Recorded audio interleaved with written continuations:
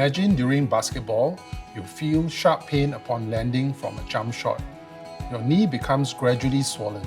You might have torn your meniscus. Meniscus tears are common knee injuries. What are they and how are they treated? The meniscus are two C-shaped pads in the knee. They help to cushion and reduce pressure on the cartilage. They also help to make the knee stable. When your knee pivots during an injury, it can lead to a torn meniscus. This can result in persistent knee pain, swelling, and locking of the knee.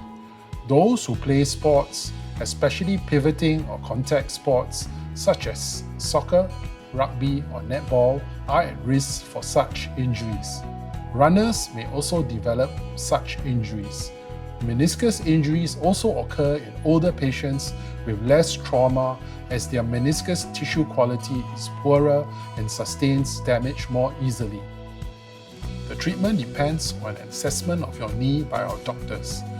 We will usually order an MRI. The MRI scan will provide more information about the injury and is more than 90% accurate.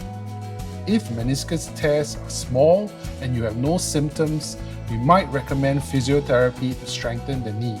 For patients with large meniscus tears or meniscus tears which are symptomatic, your surgeon may discuss surgery with you. The decision for surgery will depend on the meniscus tear type, symptoms, age, and activity level. If you require surgery, your surgeon may perform a knee arthroscopy.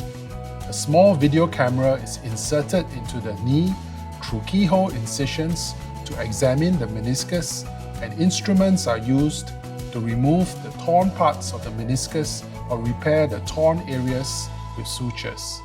In young patients, where possible, it is important to try and repair a torn meniscus to reduce pain and to protect the knee from long-term degeneration.